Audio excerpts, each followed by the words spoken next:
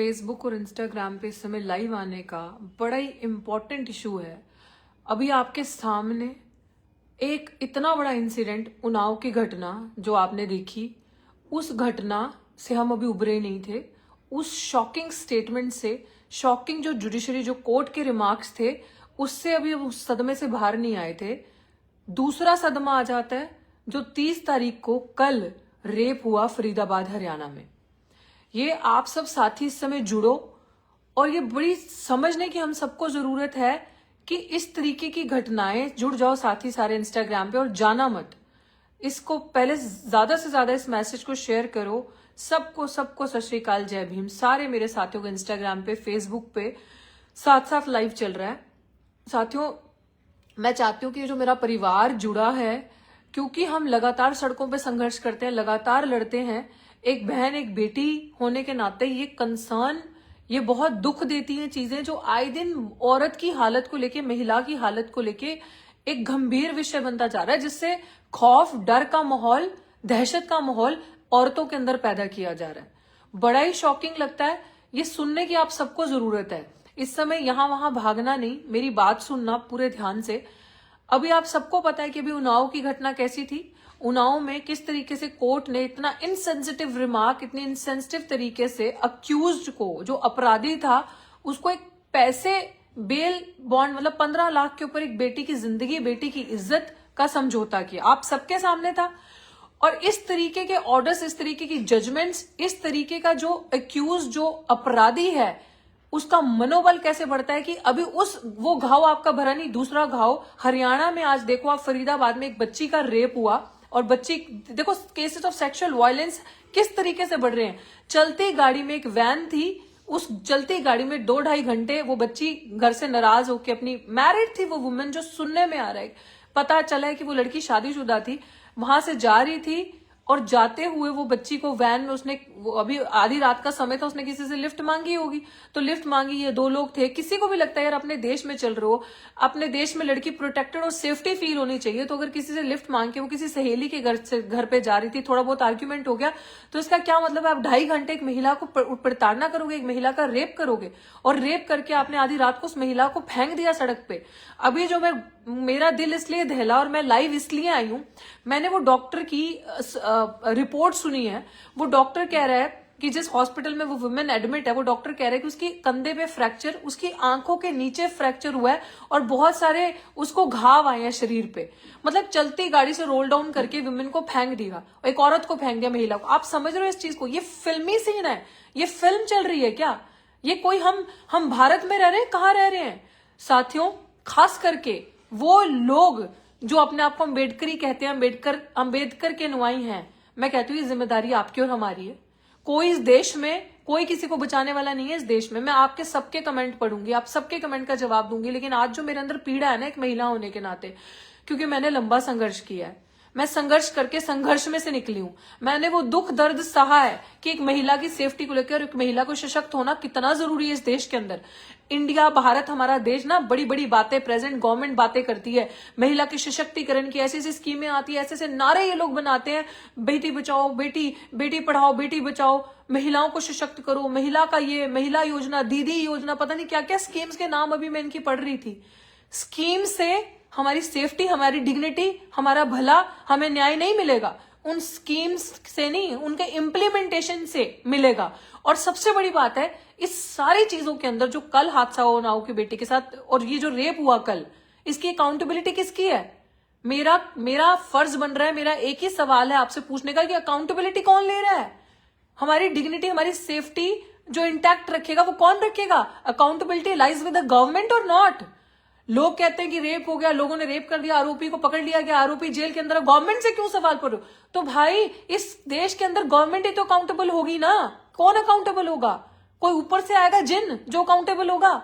Accountability सरकार की बनती है। अकाउंटेबिलिटी कोई भी गवर्नमेंट जो पावर में, प्रेजेंट रिजीम में हो, उसकी अकाउंटेबिलिटी बनती है कि लॉ क्यों इंप्लीमेंट नहीं, क्यों बहन बेटी आधी रात को सुरक्षित नहीं है, क्यों बेटियां आधी रात को अपने घर, जिस तरीके से अगर लड़का सेफ्टी से जा सकता है तो एक लड़की सेफ्टी से क्यों अपने घर, अपने दोस्तों से मिलने, पार्टी नहीं कर सकती, घूम नहीं सकती, फिर नहीं सकती, पढ़ नहीं सकती, बोल नहीं सकती? क्या मतलब it is happening everywhere in India. Double engine की सरकार है ना, हरियाणा दिल्ली सेंटर में बैठे हो तो डबल इंजन की सरकार, जहां जहां डबल इंजन की सरकार है, look take an example from Uttar Pradesh, cases are rising like anything of sexual harassment, sexual violence with the women, rapes, they are increasing day by day. Who is going to take responsibility? Who is going to take accountability? Government. Law rights को बनाने से नहीं होगा कि rights हमने ये आपको rights दे दिए, राइट्स के इन्फोर्समेंट से होगा। अगर आप राइट्स को उनको इन्फोर्स करोगे तब जाके कुछ होगा। जो वुमेन के राइट्स, हम लोग आधी रात को भी निकल सके, हमारा हक अधिकार बनता है, कानून संविधान हमें इजाजत देता है, क्योंकि हमें पता होना चाहिए कि हमारे देश की सरकार, कानून व्यवस्था इतनी सही है। और जब इस तरीके की जजमेंट्स 15-15 लाख रुपए देके आप रेपिस्ट को फ्री कर देते हो, बड़ी बेल दे देते हो, और हाथरस की बच्ची के साथ जो हुआ उसके आरोपी जब बाहर है, तो एक बहुत बड़ा कंसर्न हमारे दिल के अंदर जागता है कि कौन सा justice. It weakens our trust in the judiciary, in the justice system. ये हमारा जो फेथ है वो स्लो डाउन करता है, वीकन करता है। कौन रिस्पॉन्सिबिलिटी लेगा? It is do you want me to say that everything is being compromised now? The judiciary, the judges, the court are being compromised when it comes to women's safety, when it comes to rapes. Because आरोपी अगर present regime के साथ अपना ताल्लुक रखता है तो उसको जस्टिस नहीं मिलेगा। वुमेन की सेफ्टी है नहीं। These are alarming situations. We cannot normalize rape in our country. We cannot normalize sexual violence, violence with the women in our country. भाई चुप बैठना सोल्यूशन नहीं है। साइलेंस जो है ना वो क्रिमिनल को प्रोटेक्ट करता है, और अगर आप आवाज उठाते हैं तो वो सोसाइटी को प्रोटेक्ट करेगा। ये याद रखना आप। आवाज उठाना, लड़ना, पॉलिसी को इंप्लीमेंट करना, ये क्रिमिनल्स, ये जो है जनता को मजबूत करेगा, सोसाइटी को प्रोटेक्ट करेगा। लेकिन आपका, हमारा, नेताओं का, भाजपा के अंदर जो नेता गरीब समाज से या पिछड़े समाज से, शेड्यूल कास्ट समाज से बैठे हैं, जब आप जैसे लोग चुप बैठते हैं तो ये हम जैसे लोगों को अनसेफ फील करवाता है, बहन बेटियों को अनसेफ फील करता है, क्रिमिनल्स को प्रोटेक्ट करता है। बिकॉज समहाउ इट ऐसा लगता है कि आप लोग क्रिमिनल्स को खुद शेयर देके खुद प्रोटेक्ट करते हैं। अगर मैं बोल रही हूं ना, मेरी आवाज है, मेरा राइट है जो मेरे को संविधान ने दिया है। So this is my right. मैं सवाल उठाऊंगी, आई विल एम्पावर वुमेन, मैं उन्हें एनलाइटन करूंगी कि अपने लिए बोलो। अगर हम नहीं बोलेंगे, हम नहीं लड़ेंगे तो हमारे लिए कोई नहीं लड़ेगा। गवर्नमेंट फेल है, नहीं कर रही अपना काम। कैसे रेप केसेस बढ़ जाते हैं? अगर आप रेप की सजा सिर्फ और सिर्फ फांसी होनी चाहिए, इफ वट ये नहीं, वो सबूत नहीं, ये सबूत नहीं। विक्टिम जिंदा है, उन्नाव की बच्ची भी जिंदा चिल्ला चिल्ला के गुहार कर रही है। उसका आधे लोग उसका कैरेक्टर असैसिनेट करने में लगे। I am shocked. Where are we going? जब भी कहीं इस देश के अंदर रेप होता है तो आप वुमेन के कैरेक्टर पे आ जाते हैं। यहां पे बड़े बड़े नारे मारने से अच्छा, बड़ी बड़ी स्कीमें, बड़े बड़े स्लोगन बनाने से अच्छा सड़क पे आके संघर्ष करना है। और सड़क पे आना, संघर्ष करना, सड़कों को खाली नहीं रहने देना, गवर्नमेंट को अकाउंटेबिलिटी लेने के लिए मजबूर करना, ये हम सबकी रिस्पॉन्सिबिलिटी बनती है as a citizen of this country. हम अगर आवाज नहीं उठाएंगे तो हमारे लिए कोई आवाज नहीं उठाएगा। और वो क्यों आवाज उठाएंगे आपके लिए? उनके बच्चे भारत में, पहली बात है, रहते नहीं भारत में, उनके बच्चे पढ़ते नहीं है। जो मंत्री, एमएलए, एमपी बन के सरकार के अंदर, कैबिनेट के अंदर बैठते हैं, उनकी बहन बच्चियां नहीं जाती सड़कों पर धक्के खाने। वो बड़ी बड़ी गाड़ियों से निकल के बड़ी बड़ी अच्छे लाइफस्टाइल क्लब्स में जाके अपना लाइफ एंजॉय करते हैं। धक्के हम और आप जैसे बच्चे खाते हैं। हमें बोलना है, संघर्ष हमारे लिए है। उनके बच्चों के लिए विदेश है, उनके बच्चों के लिए हवाई जहाज है, वो फॉरेन कंट्रीज में जाते हैं।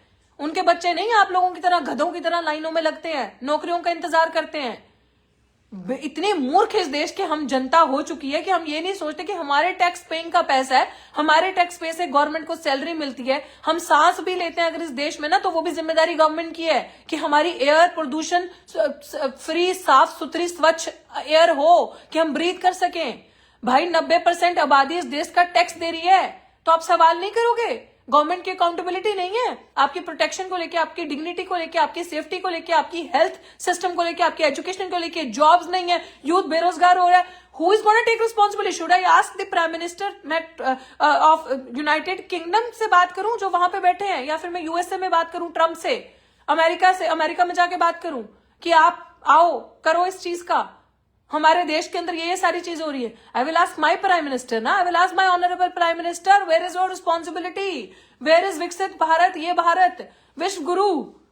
We talk about progress, we talk about India is progressing day by day, we are becoming wish guru, and where we are not even providing the basic facility to the women in our country. No safety at all. In all aspects we have failed and successfully failed. So this is our responsibility. You need to take accountability. सवाल करना पड़ेगा, सड़कों पे आना पड़ेगा, जवाब देना पड़ेगा। सिर्फ बड़ी बड़ी बातें करके अपनी स्किन पे और अपने बॉडी पे और अपने कपड़ों पे काम नहीं करना पड़ेगा प्रधानमंत्री जी। लोगों पे, महिलाओं पे, बच्चियों पे शोषण, रेप, अपहरण, 2.5 से 3 लाख बच्चियों का उत्तर प्रदेश और झारखंड की तरफ से उनका अपहरण हो गया। बच्चियां गायब है। Who is going to take responsibility and who is going to give answer? I am the woman. मैं भारत की बेटी सवाल पूछ रही हूं ना, of this country, asking you the question. Give me answer. It's your responsibility. हम अगर कोई वीडियो डालते हैं तो आप उसको ब्लॉक कर देते हैं, कुछ ऐसे वर्ड्स डालते हैं ताकि बाहर के लोग, ताकि गवर्नमेंट देखे ना, लोग सुने ना, मैसेज वायरल ना हो, हमारी रीच कम कर देते हैं। किसको सुनाएंगे हम अपनी आवाज? बोलेंगे नहीं। सारा सिस्टम ऊपर से लेके नीचे तक हाईजैक किया है, चाहे वो ब्यूरोक्रेसी से लेके, चाहे वो जमीनी 4th ग्रेड एम्प्लॉय की जॉब हो, सब जगह अपने ठेकेदारी प्रथा, प्राइवेट सिस्टम, रेल बेच दो, ये कर दो, सब कुछ कर दो। जहां पे सबसे ज्यादा जो चीजें रोजगार देती हैं, सब चीजें बर्बाद करके रख दी। But at the same time I am saying it time and again when it comes to women, because as a women I fought for my right.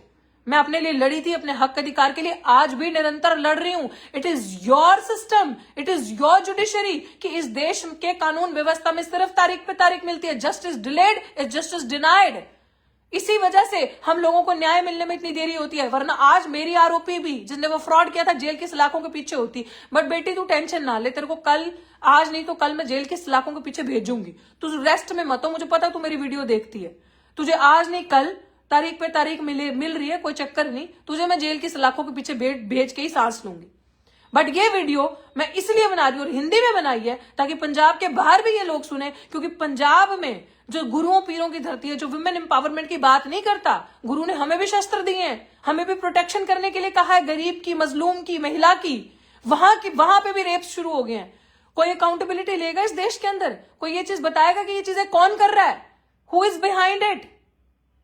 सो ये चीजें तब बताई जाएंगी जब आप जैसे लोग, मेरे जैसे लोग, वो लोग जिनके आगे बेटियां, जिनको अपनी बेटियों को आगे बढ़ाना है, उठाना है, ऊंची ऊंची पदवियों पे पढ़ाना है, सुरक्षित इस भारत में रहने देना है, उनकी जिम्मेदारी बनती है सड़कों पे आके सरकार से सवाल करने की। सो मेरे साथियों, जितने भी लोग भी मुझसे जुड़े हैं, मैं आपका ज्यादा वक्त नहीं लूंगी, लेकिन मैं यही चीज आप सबसे कहना चाहती हूँ कि भाई, साइलेंट रहना, चुप रहना सॉल्यूशन कभी नहीं हो सकता। अपने अधिकार को समझना, असली मायने में जो संविधान इस देश का है वो खाली कागज में ना रह जाए, वो धाराएं जो आपको अधिकार देती हैं उसका इम्प्लीमेंटेशन होना बहुत जरूरी है। और उससे भी बड़ी चीज सरकार की अकाउंटेबिलिटी होना is the most important thing. इसके आगे मैं कुछ नहीं जानती और मैं सशक्त हूं, मैं पढ़ी लिखी हूं। मैं आप सब से रिक्वेस्ट करती हूं कि हम जैसे लोगों का साथ दें जो लड़ते हैं सड़कों पे आके, और लड़ाई लड़ना is the only alternative that we can bring change. और चेंज यही लाना कि इस तरीके की बहन बेटियों के साथ अत्याचार, रेप ना हो, हम अपनी बहन बेटियों को प्रोटेक्ट कर सकें और एक अच्छा फेयर एंड जस्ट सिस्टम को क्रिएट कर सकें, जिसमें हमारी बहन बेटी अगर आधी रात को भी कहीं बाहर जाना चाहे तो पूरे तरीके से सुरक्षित होके बाहर जा सके। और शुक्रिया जितने भी लोग सारे कमेंट कर रहे हैं। अगर आपको, कुछ लोग लिख रहे हैं कि मुझे आपका कॉन्टैक्ट नंबर चाहिए, मेरा कॉन्टैक्ट नंबर मेरी बायो में है, फेसबुक की, इंस्टाग्राम की बायो में है। आप जाके आपके कोई भी चीजें, आप सवाल वहां पे छोड़ सकते हैं। इट्स अ व्हाट्सएप नंबर, आप अपना सवाल जवाब जो है कर सकते हैं। आप इनबॉक्स कर सकते हैं, मैसेज कर सकते हैं, तो मैं आपसे बात कर लूंगी उस तरीके से। आप यूट्यूब पे डॉक्टर रितु सिंह को फॉलो कर सकते हैं। और ये भी इस चीज जरूर कहूंगी कि फॉलो करना, शेयर करना बहुत जरूरी है, क्योंकि जब हम इस तरीके के अहम इश्यूज उठाते हैं तो सरकार, जब आप शेयर नहीं करते, अभी एंटरटेनमेंट की कोई नाच गाने की वीडियो हो, आप दबा के शेयर करेंगे, और करें, जरूर करें, लेकिन जब कोई कंसर्न होगा सोसाइटी को लेके, वुमेन को लेके, सेफ्टी को लेके, तब जनता, आप लोग ही फेल हो जाते हैं उस चीज को आगे स्प्रेड करने में या प्रोटेक्ट करने में। सो आपकी रिस्पॉन्सिबिलिटी बनती है उस चीज को शेयर करें। बाकी मुझसे जो भी आप लोगों ने बात करनी है, आप अपना मैसेज इनबॉक्स छोड़ दें।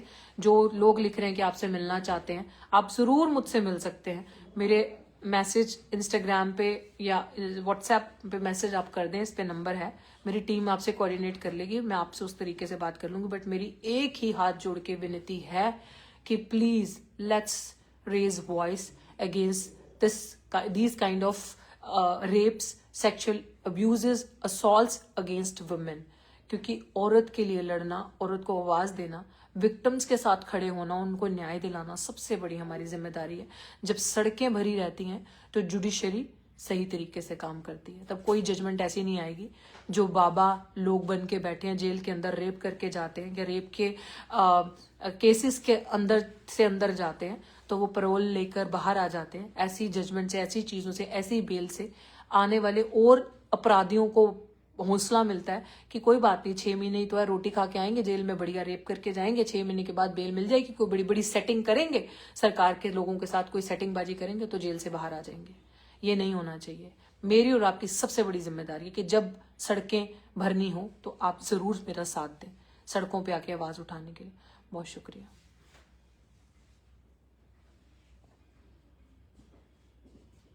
फेसबुक के साथियों का भी धन्यवाद, शुक्रिया। इसको शेयर जरूर करना।